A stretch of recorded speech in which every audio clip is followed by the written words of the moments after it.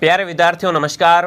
तो जो भी विद्यार्थी सीईटी एग्जाम की तैयारी करे दोस्तों, सीईटी एग्जाम की तैयारी करने वाले सभी साथियों के लिए क्लास इंपॉर्टेंट रहेगी। क्लास को ध्यान से पूरा देखना है। आज की इस क्लास में अपन दोस्तों इंडिया जीके पढ़ने वाले हैं। आपको पता है दोस्तों सीईटी के एग्जाम में इंडिया जीके बहुत ही इंपॉर्टेंट है। काफ़ी सारे क्वेश्चन दोस्तों इंडिया जीके से आते हैं। तो आज मैं बताऊंगा आपको कि प्रश्नों का लेवल क्या रहेगा, कितने प्रश्न आएंगे, ठीक है ना, और आपका टेस्ट लिया जा रहा है कि आपकी तैयारी कैसी है। तो आज दोस्तों अपन इंडिया जीके पढ़ेंगे। आप किसी भी एग्जाम की तैयारी करे हो जिसमें इंडिया जीके आता है, उन सभी भर्तियों के लिए ये क्लास इंपॉर्टेंट है। दो वीडियो पसंद आए तो वीडियो को लाइक शेयर सब्सक्राइब कीजिए और दोस्तों अंत में कमेंट कीजिए कि आपके सही कितने हुए। पहला प्रश्न आपके सामने, सिंधु घाटी सभ्यता के किस स्थान की खुदाई सर्वप्रथम हुई। देखो दोस्तों बड़ा इंपॉर्टेंट क्वेश्चन है, कमेंट कीजिए कि सिंधु घाटी सभ्यता के कौन से स्थल की खुदाई सबसे पहले की गई थी। मोहनजोदड़ो, कालीबंगा, हड़प्पा या लोथल। तो यहाँ पर सी ऑप्शन आपका राइट है, हड़प्पा, ठीक है ना दोस्तों। सिंधु घाटी के हड़प्पा स्थान की खुदाई सबसे पहले की गई थी। तो यहाँ पर जो भी ऑप्शन सी कमेंट कर रहा है आप भी साथ में कमेंट कीजिए, ठीक है, साथ में कमेंट और काउंट कीजिए। सी ऑप्शन आपका राइट है पहले में। दूसरा प्रश्न देख लेते हैं, बड़ा इंपॉर्टेंट क्वेश्चन है सारे के सारे। तो देखिए सर्वप्रथम मानव ने किस धातु का प्रयोग किया। दोस्तों बड़ा इंपॉर्टेंट क्वेश्चन है, कमेंट कीजिए कि सबसे पहले मानव ने किस धातु का उपयोग किया था। सोने का सबसे पहले उपयोग किया, चांदी का, तांबे का या लोहे का। तो देखो दोस्तों अगर सर्वप्रथम की बात की जाए ना तो मानव ने सर्वप्रथम तांबर या कॉपर, ठीक है ना, बिल्कुल जिसे दोस्तों अपन कॉपर भी बोलते हैं, तो तांबे का उपयोग सबसे पहले किया था। सी ऑप्शन आपका राइट है, ठीक है ना। मानव ने सर्वप्रथम दोस्तों किस धातु का प्रयोग किया था, तांबे का या कॉपर का प्रयोग किया था। तो जो भी ऑप्शन सी राइट का, ऑप्शन सी को लॉक करेंगे। आगे बढ़े, अगला बताओ। चलो बहुत बढ़िया। निम्न में से सबसे प्राचीन क्या है। देखो चार वेद आपके सामने हैं, ठीक है, इनमें से सबसे प्राचीन वेद कौन सा, कमेंट कीजिए भाई, ठीक है ना। सबसे पुराना वेद कौन सा आपको बताना है। सामवेद, ऋग्वेद और यजुर्वेद, और एक आपका अर्थवेद और होता है, ठीक है। तो यहाँ पर आपको कमेंट करना सबसे प्राचीन वेद कौन सा, कमेंट कीजिए भाई, सबसे पुराना वेद कौन सा है। तो देखो सबसे प्राचीन क्या है, ऋग्वेद, ठीक है ना, ऋग्वेद सबसे प्राचीन है। बी ऑप्शन आपका राइट है। जो भी विद्यार्थी ऑप्शन बी कमेंट कराए बहुत बढ़िया, शानदार साथियों। आगे बढ़े, अगला बताओ। चलो बहुत बढ़िया। तो देखिए सत्यमेव जयते का सूत्र, देखो ये नाम आपने बहुत ज़्यादा सुना होगा कि सत्यमेव जयते। तो इसका सूत्र किस वाक्य ग्रंथ से लिया गया, बताओ भाई। दोस्तों सत्यमेव जयते का सूत्र जो किस ग्रंथ से लिया गया है, ऋग्वेद से लिया गया है, महाभारत से, रामायण से, या दोस्तों मुंडकोपनिषद से। बताओ दोस्तों सत्यमेव जयते का सूत्र किस ग्रंथ से लिया गया है। तो ये दोस्तों लिया गया आपका मुंडकोपनिषद, ठीक है ना, मुंडकोपनिषद से लिया गया है। जो भी ऑप्शन डी राइट कराए, ऑप्शन डी को लॉक करेंगे। बड़ा इंटरेस्टिंग क्वेश्चन है, बड़ा शानदार प्रश्न है, पॉपुलर है, ठीक है ना। ये प्रश्न कई बार एग्जाम आ चुके हैं। आगे बढ़े, अगला बताओ। चलो बहुत ही बढ़िया।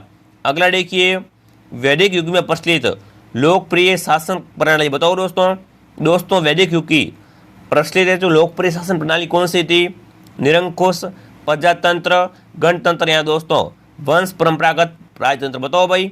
देखो अभी दोस्तों अपने प्रधानमंत्री वगैरह होते, ठीक है ना, पहले क्या होते थे, राजा महाराजा होते थे। तो उसी प्रकार उसमें पूछा एग्जाम में कि वैदिक युग में, ठीक है ना, वेदों के युग में प्रचलित लोकप्रिय शासन प्रणाली कौन सी थी आपकी।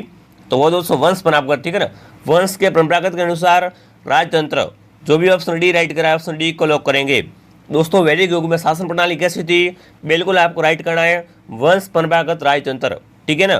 तो सी डी ऑप्शन आपका राइट है। आगे बढ़े, अगला बताओ। चलो बहुत बढ़िया। ऋग्वेद काल में कौन से तीन देवता विशेषकर प्रमुख थे। अगला देखिए ऋग्वेद काल में कौन से तीन लोक देवता विशेषकर, अगला देखिए ऋग्वेद काल में कौन से तीन देवता विशेषकर प्रमुख थे। दोस्तों बड़ा इंपॉर्टेंट क्वेश्चन है, कमेंट कीजिए कि ऋग्वेद काल में कौन से तीन देवता विशेषकर जो प्रमुख रूप से जो थे आपके। तो देखिए रुद्र, विष्णु और इंद्र, अग्नि, इंद्र और सोम, इंद्र, वरुण और रुद्र, या दोस्तों अग्नि, इंद्र, विष्णु। बताओ भाई दोस्तों ऋग्वेद काल में कौन से तीन देवता विशेषकर प्रमुख थे। तो वो दोस्तों कौन थे आपके, बिल्कुल अग्नि, इंद्र और सोम, ठीक है ना। बी ऑप्शन आपका राइट है। यहाँ पर दोस्तों पूछ ले कि ऋग्वेद काल के प्रमुख लोक देवता कौन थे आपके, तो अग्नि, इंद्र और सोम आपको राइट करना है। आगे बढ़े, अगला बताओ। चलो बहुत ही बढ़िया। तो देखिए भागवत धर्म के प्रवर्तक थे। दोस्तों ये बड़ा इंपॉर्टेंट है, ठीक है ना, भागवत धर्म के प्रवर्तक कौन थे आपके, जनक, कृष्णा, या दोस्तों यज्ञवल्लभ, या दोस्तों सूरदास। बताओ दोस्तों भागवत धर्म के प्रवर्तक कौन थे आपके, श्री कृष्णा, ठीक है। कृष्ण ऑप्शन आपका राइट है। जो भी बी राइट कर रहा है, जब भी दोस्तों भागवत धर्म का नाम आए ना या इसका प्रवर्तक पूछे तो आपको कृष्ण राइट करना है। आगे बढ़े, अगला बताओ। चलो बहुत बढ़िया। देखो 16 महाजनपद की सूची आपने नाम सुने होंगे महाजनपदों के, ठीक है ना, कि 16 महाजनपद है। तो इनकी सूची दोस्तों किस बौद्ध ग्रंथ में मिली, बताओ दोस्तों। दोस्तों 16 महाजनपदों की सूची किस बौद्ध ग्रंथ में मिलती है? त्रिपिटक में, अंगुत्तर निकाय में, ललित विस्तार में, या दोस्तों दीप वंश में? बताओ दोस्तों।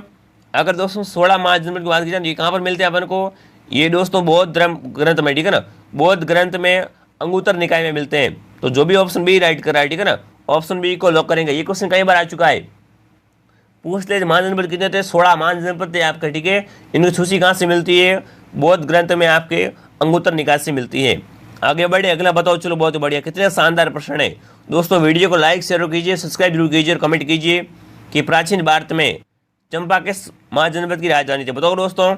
दोस्तों प्राचीन भारत में चंपा किस महाजनपद की राजधानी थी?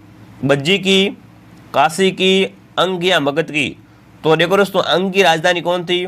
देखो अंग दोस्तों महाजनपद था और इसकी राजधानी थी आपकी चंपा, ठीक है ना। तो यहाँ पर सी ऑप्शन आपका राइट है। अगर आप भी यहाँ पर सी कमेंट करे हो, बहुत बढ़िया, वेरी गुड, आपकी तैयारी शानदार है। आगे बढ़े, अगला बताओ। चलो बहुत बढ़िया, जैन तीर्थकर श्री महावीर जी का जन्म। देखो दोस्तों, जैन तीर्थकर कौन थे? आपके महावीर जी थे, ठीक है ना। तो इनका जन्म कहाँ पर हुआ था? गया में, वैशाली में, सारनाथ में, या दोस्तों लुम्बिनी में? बताओ जैन तीर्थकर महावीर जी का जन्म कहाँ पर हुआ था? तो देखो साथियों, महावीर जी का जन्म कहाँ पर हुआ था? तो इनका जन्म दोस्तों वैशाली में। कहाँ पर? इनका जन्म वैशाली में हुआ था, ठीक है ना। ये बड़ा इंपॉर्टेंट क्वेश्चन है। जो भी ऑप्शन बी राइट कराए, ऑप्शन बी को लॉक कर दो। आगे बढ़े, अगला बताइए, जैन धर्म के अंतिम तीर्थकर कौन थे? अब देखो यहाँ से दो ऊपर तरीके से प्रश्न आएगा, ठीक है ना। जैन धर्म के 24वें तीर्थकर कौन थे, या फिर जैन धर्म के अंतिम तीर्थकर कौन थे? पार्श्वनाथ, ऋषभदेव, पद्म प्रभु, या दोस्तों महावीर स्वामी? तो देखो दोस्तों, जैन धर्म के 24वें या फिर अंतिम तीर्थकर कौन थे आपके? बिल्कुल सही कमेंट कर रहे हो, ठीक है ना, महावीर स्वामी। डी ऑप्शन आपका राइट है, ठीक है ना। इनका जन्म कहाँ पर हुआ था? अभी मैंने बताया था, इनका जन्म दोस्तों कहाँ पर हुआ था? वैशाली में इनका जन्म हुआ था। आगे बढ़े, अगला बताओ। चलो बहुत बढ़िया, तो देखिए बुद्ध किस वंश से समझिए? बताओ दोस्तों। दोस्तों बुद्ध का जो संबंध किस वंश से, कमेंट कीजिए, ठीक है ना। बुद्ध का संबंध किस वंश से है? जातक से, मौर्य से, सावे से, या कुरु से? बताओ दोस्तों, बड़ा अच्छा क्वेश्चन है, ठीक है ना। बुद्ध का वंश कौन सा था, कमेंट कीजिए। तो दोस्तों बौद्ध या बुद्ध है, इनका दोस्तों वंश कौन सा था? शाक्य, ठीक है ना। बुद्ध का दोस्तों है जो शाक्य वंश था, ठीक है, शाक्य वंश था। तो जो भी ऑप्शन सी राइट कर रहा है, ये वंश बहुत पूछते हैं एग्जाम में, ठीक है, तो सी ऑप्शन आपका राइट है। आगे बढ़े, त्रिपिटक ग्रंथ। देखो अभी मैंने थोड़ी देर पहले ना ऑप्शन आया था त्रिपिटक, तो ऑप्शन आ गया, प्रश्न भी आ गया। देखो कि त्रिपिटक ग्रंथ किस धर्म से संबंधित? बताओ दोस्तों। दोस्तों त्रिपिटक का संबंध किस धर्म से? वैदिक से, बौद्ध से, जैन से, या शैव से? बड़ा अच्छा प्रश्न, कमेंट कीजिए। त्रिपिटक ग्रंथ का संबंध किस धर्म से है? तो दोस्तों इसका सीधा संबंध किससे? बौद्ध से, ठीक है ना। त्रिपिटक का सीधा संबंध बौद्ध से। बी ऑप्शन आपका राइट है। आगे बढ़े, अगला बताओ। चलो बहुत बढ़िया, किस शासक के शासनकाल में चतुर्थ बौद्ध संगति का आयोजन कश्मीर में हुआ? दोस्तों बड़ा इंपॉर्टेंट क्वेश्चन है, कमेंट कीजिए। किस शासक के शासनकाल में चतुर्थ बौद्ध, ठीक है, संगति का आयोजन कश्मीर में हुआ था? अशोक के शासनकाल में, कालाशोक के, कनिष्ठ के, या दोस्तों अजातशत्रु के? बताओ दोस्तों, किस शासक के शासनकाल में चतुर्थ बौद्ध संगति का आयोजन कश्मीर में हुआ था? तो बिल्कुल सही ऑप्शन कमेंट करो, ठीक है ना। कनिष्क के शासनकाल में। किसके शासनकाल में? कनिष्क के शासनकाल में। सी ऑप्शन आपका राइट है।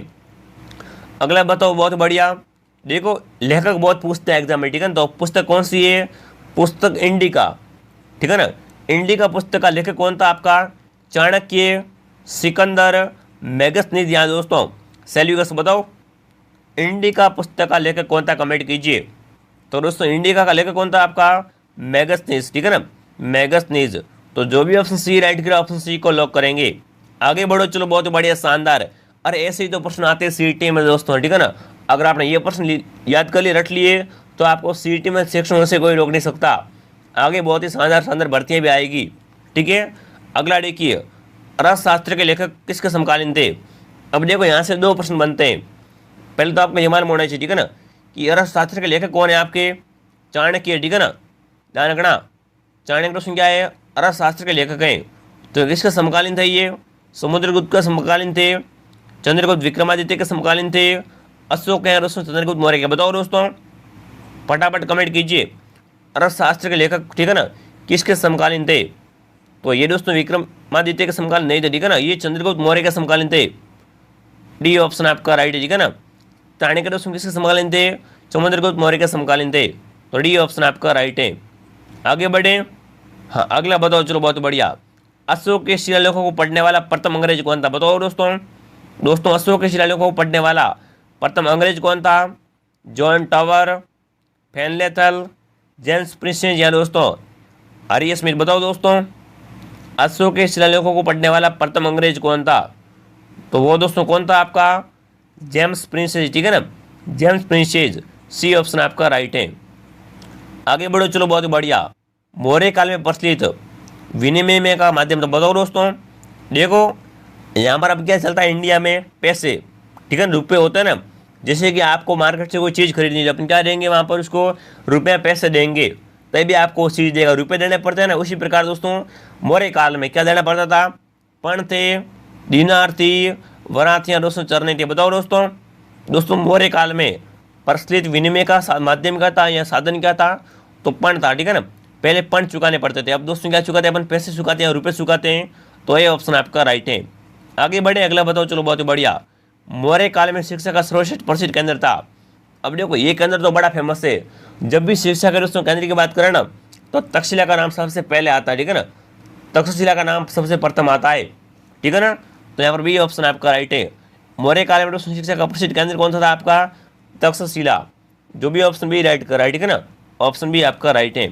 आगे बढ़े, अगला देखिए। पतंजलि किस शुंग शासक का पुरोहित था? बताओ दोस्तों पतंजलि का नाम तो सभी ने सुना होगा, तो कमेंट कीजिए पतंजलि, ठीक है ना। किस शुंग शासक का दोस्तों पुरोहित था? अग्निमित्र का, पुष्यमित्र का, वसुमित्र का, दोस्तों सुज्येष्ठ का। बताओ भाई पतंजलि किस शुंग शासक का पुरोहित था? तो यहाँ पर दोस्तों सीधा ऑप्शन बी आ रहा है, ठीक है। पुष्यमित्र का दोस्तों क्या था? पुरोहित था। बी ऑप्शन आपका राइट है। आगे बढ़े, अगला बताओ, चलो शानदार। संगम साहित्य किस भारतीय भाषा से मध्य? बताओ दोस्तों संगम साहित्य का संबंध कहाँ से है? तमिल भाषा से है, तेलुगु से, मराठी से या बंगाली से? बताओ संगम साहित्य का संबंध भारत की किस भाषा से है? तो इसका संबंध दोस्तों तमिल से, ठीक है ना। ए ऑप्शन आपका राइट है। अगला देखो, चलो बहुत ही बढ़िया, शानदार। साथ में कमेंट और काउंट, ठीक है, रुकना नहीं चाहिए। कमेंट रुकना नहीं चाहिए और कमेंट भी साथ में कीजिए और काउंट भी कीजिए। और बताओ साथियों कि प्रयाग प्रशस्ति का रचनाकार बताओ। रचना बहुत पूछते हैं एग्जाम में, ठीक है, लिख लेना, कमेंट कीजिए। प्रयाग प्रशस्ति का रचनाकार कौन था आपका? बाण भट्ट, हरिशरण, चाणक्य, हर्ष कवि। बताओ प्रयाग प्रशस्ति का रचनाकार कौन था आपका? तो यहाँ पर सीधा उत्तर आ रहा है ऑप्शन बी, हरिशरण, ठीक है ना। हरिशरण ने लिखी थी प्रयाग प्रशस्ति। बी ऑप्शन आपका राइट है। आगे बढ़े, अगला बताओ।